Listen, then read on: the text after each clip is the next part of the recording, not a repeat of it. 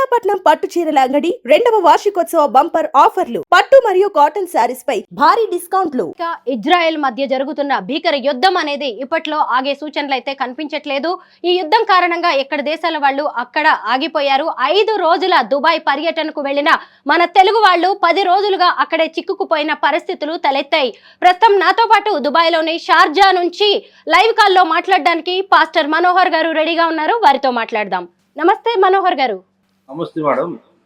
మనోహర్ గారు, అసలు మీరు దుబాయ్ ఎందుకు వెళ్ళారు? అక్కడ ఏం జరిగింది? దుబాయ్లో ఒక 3 days కాన్ఫరెన్స్ ఉంటే దానికి వచ్చే మేడం. మిగిలిన 3 days వచ్చిన తర్వాత అలాగా సైట్ సీయింగ్ అండ్ టూర్ కోసం ఉన్నాం అనమాట, టూరిస్ట్ వీసా మీద.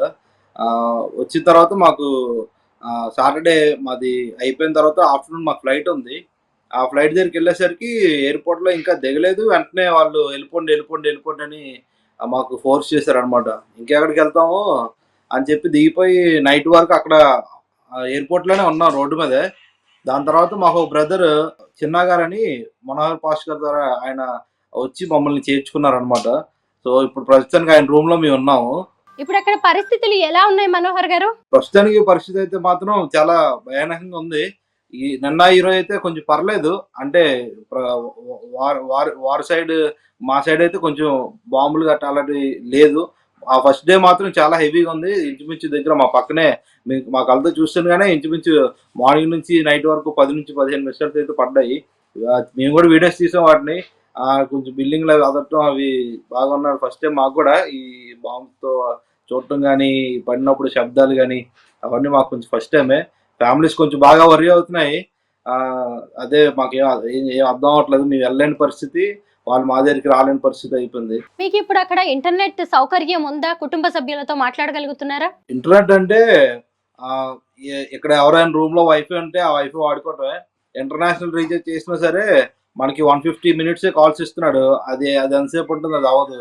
ఆ ఇంటర్నేషనల్ ఉంటే ఇన్కమింగ్ అవుట్ గోయింగ్ రెండింటి కలిపి 150, ఎక్కువసేపు మాట్లాడటానికి అవ్వదు.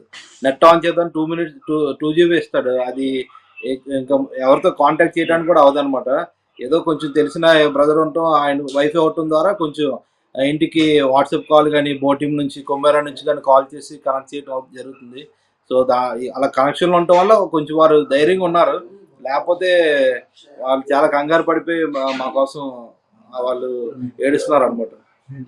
మీరు ఇప్పుడు అక్కడ బయటకు వెళ్లే పరిస్థితులు ఉన్నాయా? ట్రాన్స్పోర్టేషన్ ఎలా ఉందండి? ట్రాన్స్పోర్టేషన్ అయితే మామూలు వెహికల్స్ తిరుగుతున్నా కానీ బయటికి వెళ్ళొద్దని మాకు సూచనలు వచ్చాయండి. నైట్ అంతా పోలీసులు కాన్వే అంతా తిరిగింది అనమాట. మొత్తం అందరూ బయటికి రావద్దని నోటిఫికేషన్ వచ్చి మొన్న అయితే మాకు హై అలర్ట్స్ వచ్చాయి అనమాట. ఫోన్స్ లోనే బయటికి రావద్దు, మిసైల్ ట్రాకింగ్స్ ఉన్నాయని చెప్పి. కాకపోతే ఫ్యామిలీ షాప్ చెప్పలేము, ఎందుకంటే ఇవన్నీ మళ్ళీ వాళ్ళు భయపడతారు ఎందుకని చెప్పి మేము ఎవరు చెప్పలేదు అనమాట. దుబాయ్ ప్రభుత్వం ఎలాంటి చర్యలు తీసుకుంటోంది? యాక్చువల్లీ దుబాయ్ అయితే నేను మధ్యాహ్నం డిక్లేర్ చేసిందని మాకు పోస్ట్ అవుట్ వచ్చిందండి. ప్రతి టూరిస్ట్ కానీ ఎవరైతే చిక్కుకుపోయారో వాళ్ళందరికీ ఫ్రీ హోటల్స్, ఫుడ్, అకామిడేషన్ వాళ్ళే ఇవ్వాలని వచ్చింది. కానీ మేము ఎక్కడైతే హోటల్ ఉన్నామో ఆ హోటల్ వాళ్ళకి మళ్ళీ ఫోన్ చేస్తే మీరు వెళ్ళిపోయారు కదా, మళ్ళీ మీకు ఎలాగిస్తాం, మేము ఫ్రీగా ఇవ్వటానికి కావదు, కావాల్సితే రండి తక్కువకి ఇస్తాం అన్నారు తప్ప అసలు రెస్పాన్సిబిలిటీ అనేది తీసుకోలేదు. అసలు ఇక్కడ ఏ హోటల్కి వెళ్ళినా సరే అలాగ అవ్వదు, మాకు చెప్పలేదు అంటున్నారు ప్రభుత్వం. మాకు ఇక్కడ తెలిసిన బ్రదర్ కొంచెం హెల్ప్ చేయడం వల్ల చిన్నగారు, లేకపోతే మేము ఈ రోజు రోడ్డు మీద ఉండాల్సి వచ్చేది. చాలా దారుణమైన పరిస్థితి అయిపోతుంది మాకు. ప్రపంచంలోనే అతి పెద్దదైన దుబాయ్ ఎయిర్పోర్ట్ ను కూడా శనివారం వరకు మూసేశారు. అంటే మీరు ఆ తర్వాత మళ్ళీ పరిస్థితులను బట్టి గానీ ఏపీకి వచ్చే అవకాశం కనిపించట్లేదు. ఏం చేద్దాం అనుకుంటున్నారు? ఈ రోజు మార్నింగ్ నా దగ్గర స్క్రీన్ షాట్ ఉంది మేడం. ఈ రోజు మార్నింగ్ 3rd March దుబాయ్ నుంచి హైదరాబాద్ కి టికెట్ 1,01,000 నుంచి 2 lakh అబోవ్ ప్రైస్ వెళ్ళిపోయింది అనమాట. ఇప్పుడు జస్ట్ చెక్ చేస్తే అసలు ఫ్లైట్స్ అవైలబుల్ లేవు. అంత హెవీ కాస్ట్లు ఉన్నాయి. రావాలన్నా సరే 10-20 అయితే మేము ట్రై చేయగలం, కానీ ఎక్కడో దగ్గర ఎవరినైనా అడిగేసి లేకపోతే అపోండి అడిగి చేయగలం. కానీ 1 lakh 2 lakh ఉంటే అది మా వల్ల కాదు, ఎవరి వల్ల చాలా కష్టం. పోనీ మా ఎలిజిబిలిటీలో ఫ్లైట్స్ వద్దంటే అసలు మాకు ఇన్ఫర్మేషన్స్ రావట్లేదు, ఏమీ లేదు. ఈ రోజు వరకు ఒక ఎంబసీ నుంచి కానీ, గవర్నమెంట్ నుంచి కానీ, ఎవరి నుంచి మాకు ఏ మెసేజ్ లేదు. మేము హెల్ప్ లైన్ అన్నిటికీ ట్రై చేసాం. తెలంగాణ హెల్ప్ లైన్ వస్తుంది, దానికి ట్రై చేసి మెసేజ్ పెడితే వారు మాకు డీటెయిల్స్ అడిగారు. దాని తర్వాత ఇండియన్ గవర్నమెంట్ ట్రై చేసిన అది మాకు హెల్ప్ లైన్ నుంచి రెస్పాన్స్ లేదు. మన ఆంధ్ర హెల్ప్ లైన్ ట్రై చేస్తే అసలు ఫోన్ కాదు, రింగ్ కూడా అవ్వట్లేదు. మరి మాకైతే ఇక్కడ ఈ గవర్నమెంట్ నుంచి కానీ ఎవరి నుంచి కానీ ఏ సపోర్ట్ లేదు. తెలిసిన బ్రదర్ ఉండటం వల్ల కొంచెం మాకు కొంచెం పర్లేదు, లేకపోతే మేము చాలా ఇబ్బంది పడేవాళ్ళం. మరి ఈ విషయంలో ఇంకేం మాట్లాడలేము. కావాలంటే అంటే ప్రూఫ్స్ అయితే ఉన్నాయి, చేసినట్టుగా పెట్టినట్టుగా అయితే మా దగ్గర ఉన్నాయి. యుద్ధం గురించి సాధారణంగా మనం వార్తలు వింటూ ఉంటాము, పుస్తకాల్లో చదువుకుంటూ ఉంటాము. అలాంటిది ఇప్పుడు యుద్ధాన్ని కళ్ళారా చూస్తున్నప్పుడు ఏమనిపిస్తోంది మీకు?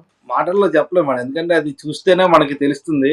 ఎవరైనా సరే ఎదురుగా చూస్తే ఇంకేమైనా చెప్పగలం, వివరించగలం అంటే ఏముండదు. అది చూసి అలాగా వరుస చూస్తుండగానే 3 మిసైల్స్ మొన్న మధ్యాహ్నం అలా పడుతున్నాయి. ఎవరికి చెప్పినా సరే భయపడటం తప్ప మాకు ధైర్యపరచాలి, మేమే ఇంకా ధైర్యపరచాలి. అలాంటి పరిస్థితి అయిపోయింది మాకు ఇక్కడ. ఇంకా మార్నింగ్ శబ్దాలు బాట్ వస్తూనే ఉన్నాయి. ఇంక దాని మించి ఇంకేం చెప్పగలం. మేము భయపడకూడదు, ఇంటికి ఆ విషయం చెప్పకూడదు, వాళ్ళు ధైర్యపరచాలంటే ఇవన్నీ మేము భరించాల్సి వచ్చింది అనమాట. అలాగా ఆ పరిస్థితి అయిపోయింది. అటు ఒకళ్ళు మేము భయపడలేము, వాళ్ళు భయపెట్టలేము.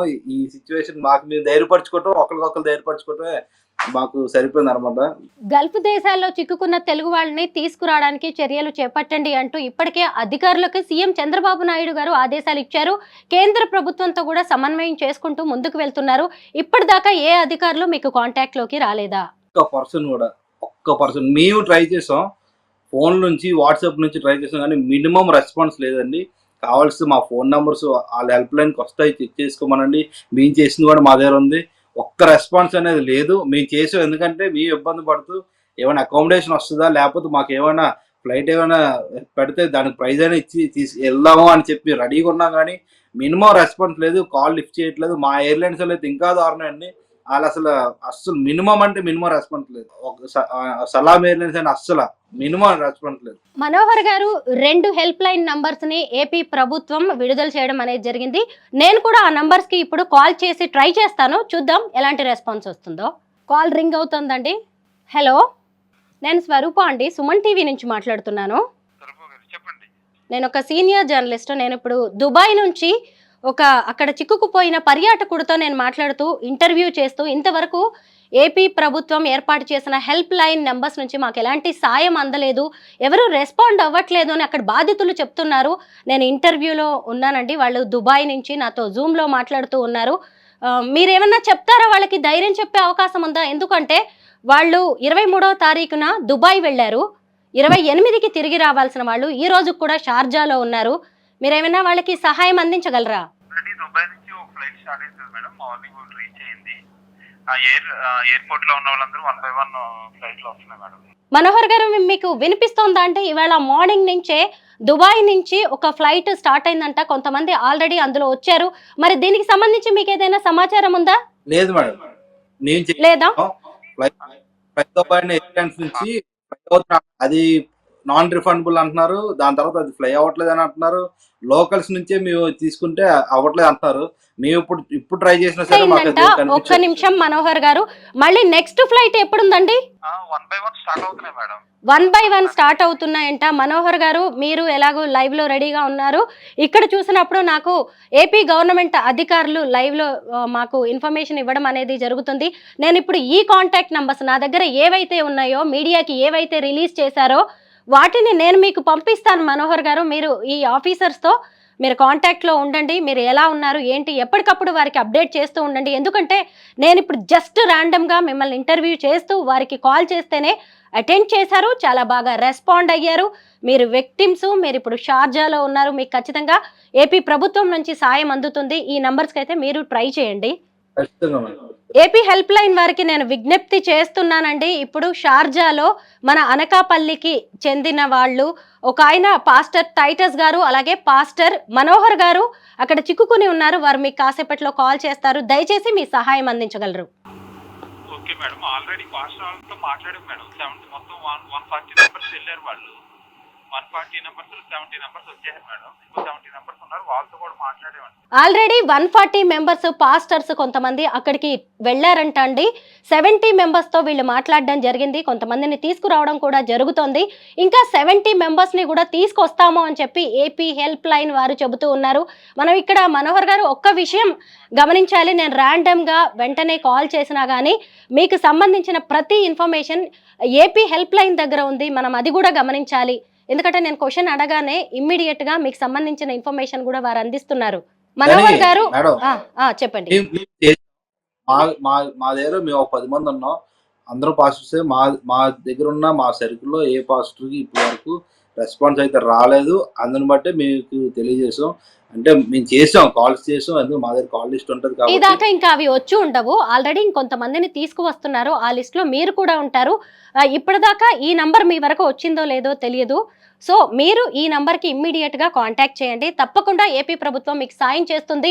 మీరు ఎక్కువ రోజులు అక్కడ ఉండాల్సిన పరిస్థితులు కూడా లేవు. ఎందుకంటే ఇప్పుడు ఏపీ హెల్ప్ లైన్ వారు మాట్లాడుతున్నారు అంటే ఏకంగా ఏపీ ప్రభుత్వం మనతో మాట్లాడుతున్నట్టు, మనతో పాటు ఉన్నట్టు, మనకి సాయం అందించడానికి రెడీగా ఉన్నట్టు.